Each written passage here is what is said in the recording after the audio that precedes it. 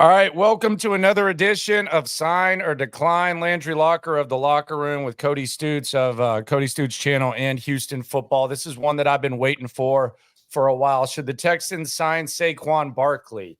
We'll make the case for, as we always do. We'll make the case against.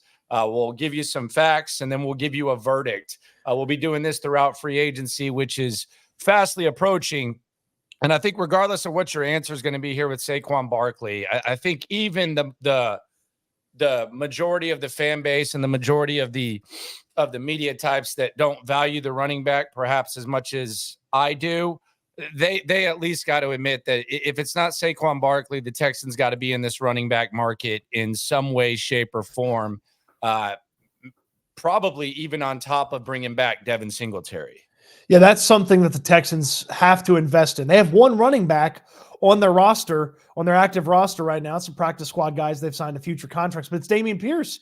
And Dameon Pierce, I mean, you can't bet on a bounce back and have Dameon Pierce be a big-time factor in your rushing attack. What you get out of Dameon Pierce in 2024 is going to be a bonus. It can't be a plan. It's built around Dameon Pierce because he showed that he just couldn't get it going this past season with this offense. And I don't know that it's going to just all of a sudden click by training camp before next season. And then bringing back just Devin Singletary is not enough. Look, yeah, if Singletary started all year long, maybe he'd have a little bit more impressive stats, but there's no reason to rest on your laurels, and you have been the champion for this. You've got to have more than one running back that you trust, or you've got to have just an incredible guy that never comes off the field. Well, there's only a handful of those, and they're not available to go get unless you're getting premium Saquon Barkley, because he's the closest thing to Christian McCaffrey that the NFL has. He's a guy that doesn't have to come off the field. He can play all three downs.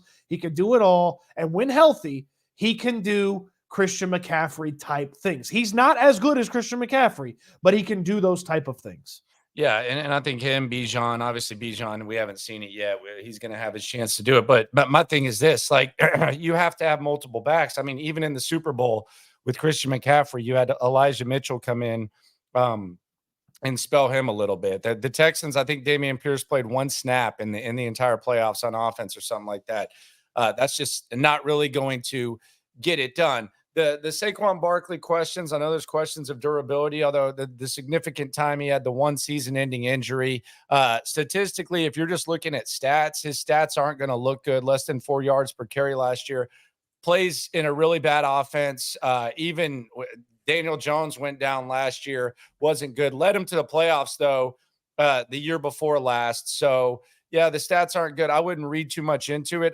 You mentioned Christian McCaffrey. I look at it the same way.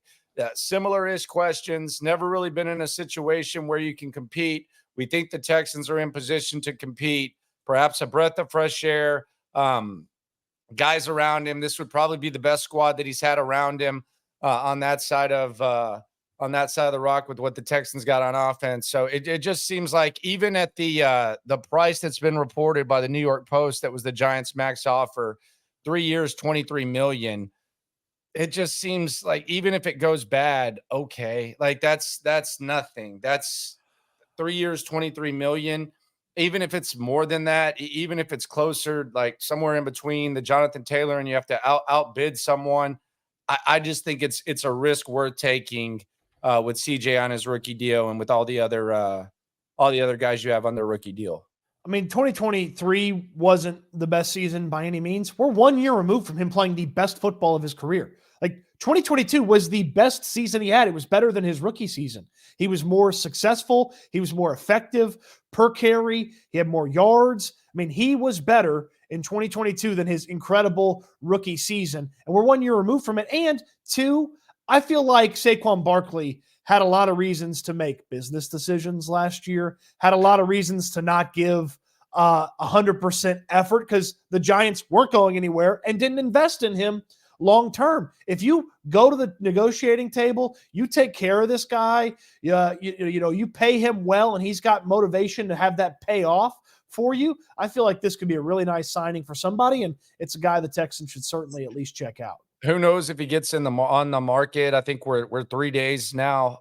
It's Saturday right now. Tomorrow, Sunday, then Monday, Tuesday. Tuesday's when the franchise tag gap begins, and then you got 2 weeks after that. So, maybe the Giants franchise tag him again. I find that hard to believe, especially given if the report is true that 3 years, 23 was their max. Paying him 1 year, 12 just seems a little bit interesting, especially with where they are. I don't want to say they want to take steps back, but they might want to prepare for life after Saquon. Let's lay out the case for Saquon Barkley. I think we pretty much already have a guy with unrealized potential, a team in need of running backs that can just not run the ball but catch the ball, a guy that could perhaps make like a Christian McCaffrey-like impact. And, oh, by the way, D'Amico Ryans and Bobby Slowick were both in San Francisco when Christian McCaffrey came in, and the only game they lost that he started in was that NFC title game. So the case for him, I think we've already laid it out. I think let's just focus on the case against, so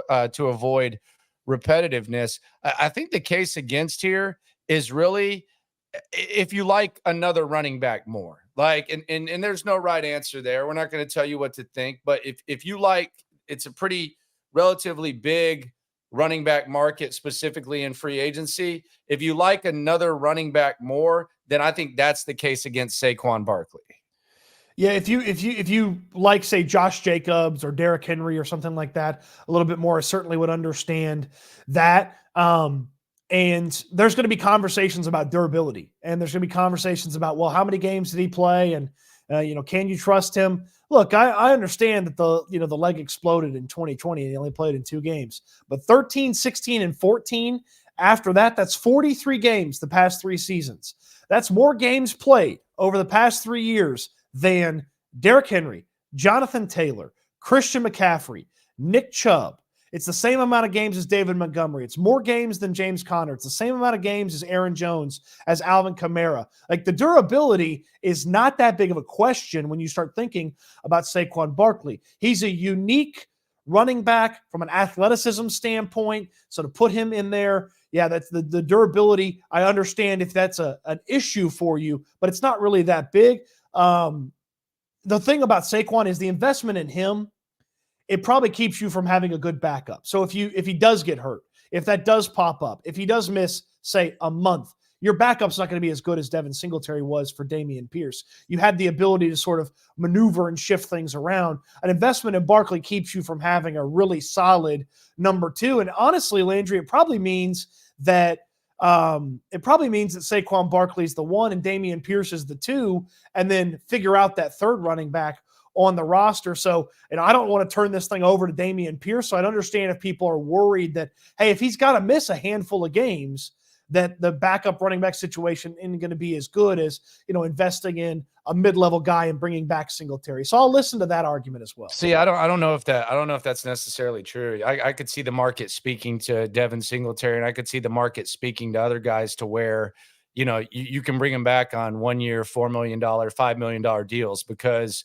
your 2 top receivers at the moment are going to be on rookie deals next year. So if you sign a backup short term, you're not paying wide receivers. And I also think in the draft, we've seen San Francisco back when D'Amico and Slow were there. They were still willing to draft running backs early on, for better or worse, when they had guys. They were still willing to take Trey Sermon in whatever round. They were willing to take Elijah Mitchell in the 6th round. I know D'Amico's talked about that story. So I don't necessarily agree with you that it prevents you from getting a good backup. How much money do you think he's going to make? I know what the Giants offer was, but how much per year do you think he's going to make? Well, I think if he gets on the market, I think there's going to be a slight bidding war between the Texans, the Chargers, and some other teams like that. So I don't think he's going to get Jonathan Taylor's deal. I think he's probably going to get more than their cap. I mean, I could see him getting 3 years, 30, something like that. Like, I could easily see Saquon Barkley getting that. And for me, all risks aside, that's something I would be able to live with. I do think that the money's going to scare some people off, but I would tell you that if you're shopping at the top of the running back market this year, it's not last year where the market was kind of depressed. If you're shopping at the top this year, there's some options that are worth investing in. And we say it all the time, nice things cost a good amount of money, and that's Saquon Barkley. So I understand if the price scares some people away. Doesn't really scare me away, but I can understand the price is scaring some people away. All right, so let's get the verdict. Should the Texans sign Saquon Barkley? Sign or decline? I'm going to go sign. Sign Saquon Barkley. Again, if they like someone else, more power to them. But I'm a big Saquon Barkley fan. I like the upside. I like what Christian McCaffrey's done with the San Francisco 49ers. Sign me up for it.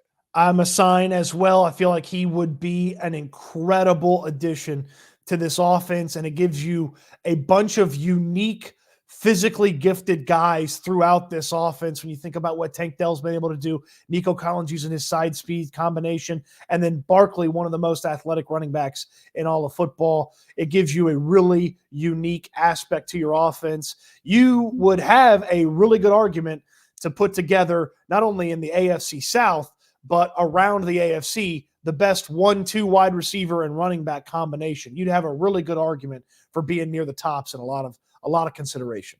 All right, so that's today's sign or decline. Be sure to subscribe to the Locker Room, subscribe to Cody's channel. Appreciate y'all for coming through. Saquon Barkley, it's unanimous. Sign. Be on the lookout for more of these videos coming up as we count down to free agency, 3 days away from franchise tag. Might get some clarity on this Saquon situation as well as some other ones. Cody, appreciate you. Keep doing the Lord's work. Been a wild week. Stay away from the Amber Roses. No Amber Roses here. All right, man. Appreciate you. Anytime.